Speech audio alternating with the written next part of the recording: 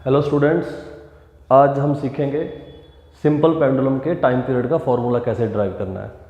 तो आओ शुरू करते हैं। How to derive the formula for time period of simple pendulum.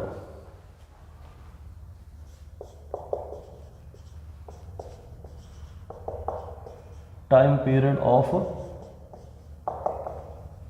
Simple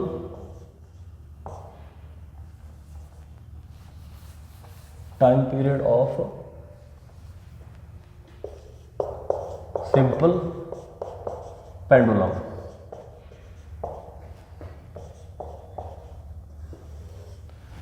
देखो, ये बात तो सब जानते हैं कि सिंपल पेंडुलम क्या होता है।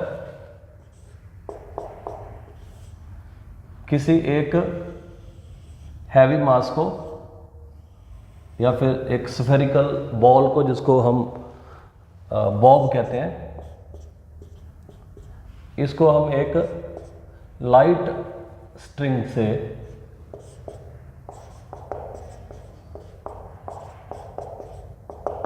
या फिर कह सकते हैं मासलेस स्ट्रिंग से जब हैंग करते हैं तो ये बन जाता है पेंडुलम।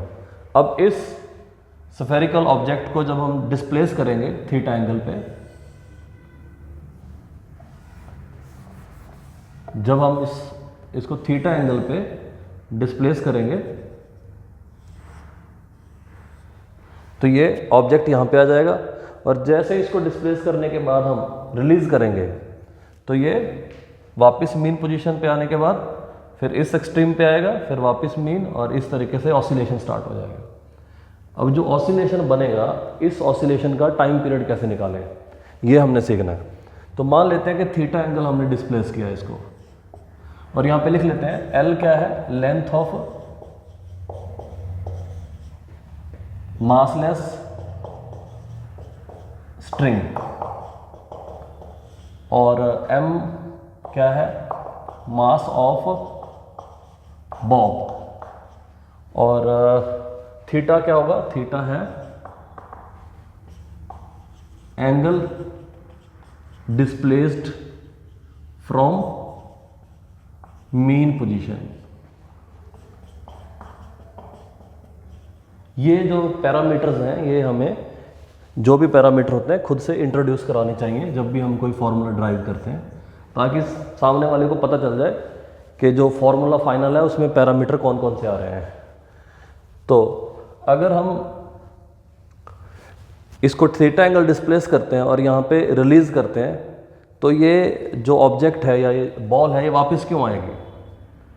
तो वापस आएगी बिकॉज ऑफ रिस्टोरिंग टॉर्क, या बोले रिस्टोरिंग फोर्स। अब रिस्टोरिंग फोर्स कहाँ से आ रही है? तो अगर हम इस ऑब्जेक्ट की फ्री बॉडी डायग्राम बनाते हैं तो हम देखेंगे कि ये इसका मास m की वजह से वेट mg लग रहा है नीचे को। वर्टिकली डाउनवर्ड क्या होता है, वेट, ये तो सबको पता है। और स्ट्रिंग के अंदर क्या है, टेंशन मान लेते हैं t है इस मोमेंट पे।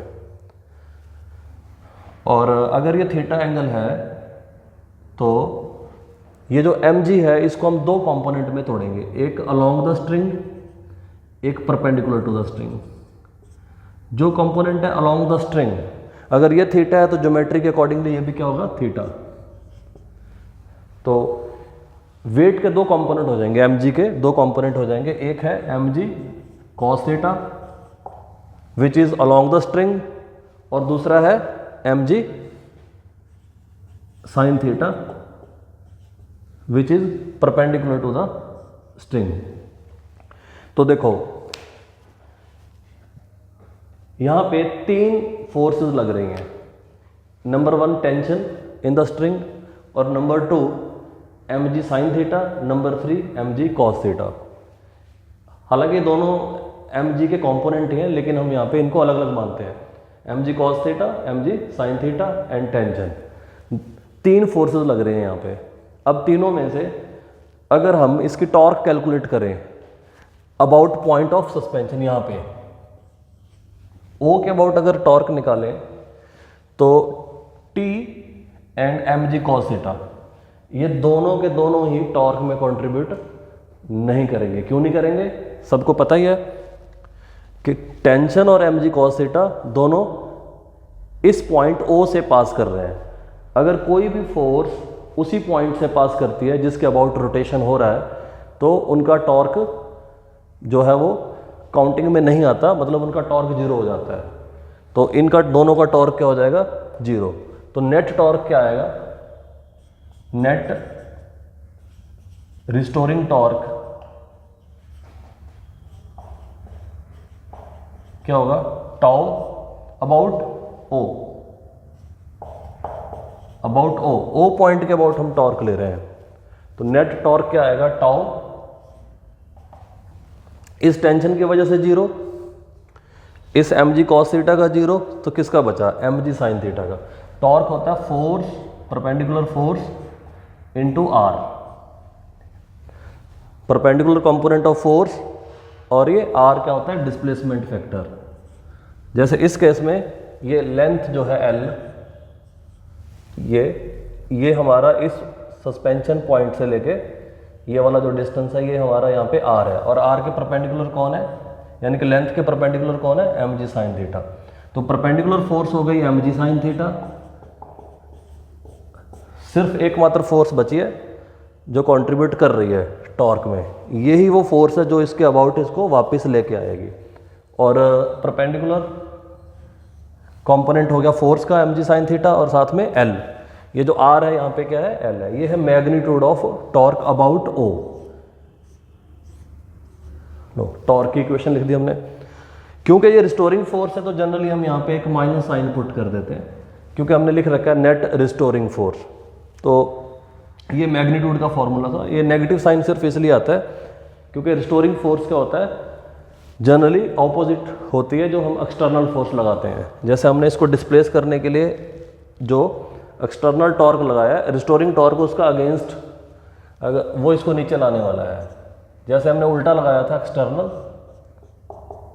एक्सटर्नल टॉर्क लगाया था यहाँ पे, ऐसे ही ये रिस्टोरिंग टॉर्क उसका उल्टा होता है।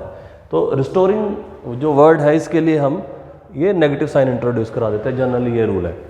अगर नहीं भी लिखेंगे कोई दिक्कत नहीं होती। तो ये आ गया अपने पास tau is equal to mgl minus mgl sine theta. ठीक है, अब यहाँ पे खेल शुरू होता है। देखो ये जो साइन थीटा है, तो टॉर्क किसके प्रोपोर्शनल हो गया? साइन थीटा के। बट हम जानते हैं कि ये SHM की कंडीशन नहीं है, क्योंकि SHM की कंडीशन क्या होती है? SHM की कंडीशन होती है जो टॉर्क होता है वो प्रोपोर्शनल होता है माइनस थीटा के। तो यहाँ पे किसके प्रोपोर्शनल आ रहा है? माइनस ऑफ साइन थीटा के। तो अगर हम छोटी सी अजम्पशन ले लें, तो ये जो ऑसिलेटरी मोशन है ये क्या हो जाएगा? सिंपल हार्मोनिक मोशन, मतलब सिंपल ऑसिलेटरी मोशन। तो यहाँ पे लिखेंगे एज, अजम्पशन क्या है? Theta is small. अगर थीटा स्मॉल है तो साइन थीटा क्या बन जाएगा? Sine theta is approximately equal to theta. लेकिन ये थीटा रेडियन में होना चाहिए, डिग्री में नहीं कभी भी लिखते। तो ये बन गया अपने पास फॉर्मूला टॉर्क का, माइनस mgl थीटा। तो ये बन गई condition for angular SHM, angular SHM। Minus mgl sine theta का क्या बना दिया? Minus mgl theta. तो ये कंडीशन मिल गई हमें। अब हम कह सकते हैं कि जो मोशन है वो सिंपल हार्मोनिक मोशन बन गया है। अगर सिंपल हार्मोनिक मोशन बन गया है तो इसके लिए इसका टाइम पीरियड निकालना भी फिर बहुत आसान हो जाता है। देखो कैसे, इसको मिटा देते हैं। हाँ जी, तो टॉर्क हम जानते हैं क्या होता है? टॉर्क होता है आई अल्फा। तो इसको हम क्या लिखेंगे? Also torque is equal to tau is equal to I alpha. तो यहाँ पे इसकी वैल्यू आ गई। देयरफॉर आई अल्फा किसके बराबर हो गया? माइनस mgl थीटा के, और अल्फा किसके बराबर आ गया? अल्फा आ गया माइनस mgl ओवर आई। यहाँ पे आई होता है moment of inertia, moment of inertia about this point. तो अगर ये इसके अबाउट घूम रहा है L डिस्टेंस पे, तो इसका मोमेंट ऑफ इनर्शिया क्या बन जाएगा, मोमेंट ऑफ इनर्शिया बन जाएगा ml²। ये L से L कट गया तो नीचे M से M भी कट गया, देखो। तो एक्सप्रेशन बहुत ही सिंप्लीफाई हो गया। एक्सप्रेशन बन गया alpha is equal to -g/L into theta. लो अब देखो कंडीशन कितनी सिंपल हो गई है, सिंप्लीफाई होके क्या बन गया, अल्फा मतलब angular acceleration is proportional to -theta. तो इसका मतलब साफ साफ ये वाला जो फैक्टर है ये क्या बन जाता है, कभी भी जब अल्फा प्रोपोर्शनल टू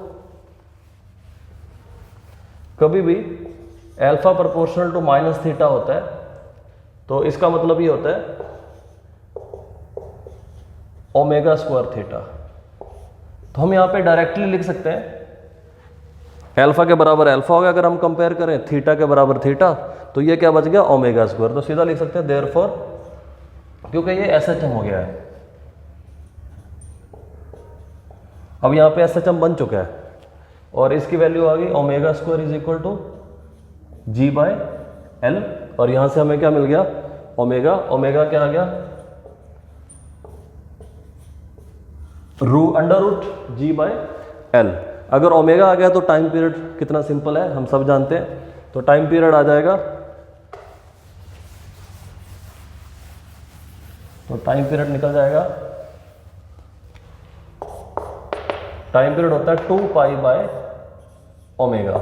और यहाँ पे ओमेगा की वैल्यू डाल देते हैं √g/L। और अगर इसको थोड़ा ठीक ढंग से लिख लें तो ये बन गया L/g। सिर्फ इतना ही है formula. Time period of simple pendulum is equal to 2π√L/g। तो ये आ गया अपने पास final result for time period of simple pendulum. तो यहाँ पे बहुत इंपॉर्टेंट इंफॉर्मेशन मिल रही है कि टाइम पीरियड किस पे डिपेंड कर रहा है, टाइम पीरियड लेंथ के रूट के प्रोपोर्शनल है, as well as acceleration due to gravity के रूट के इनवर्सली प्रोपोर्शनल है। तो आगे इस पे डिस्कस नेक्स्ट लेक्चर में करेंगे। आज के लिए इतना ही। Thank you for watching.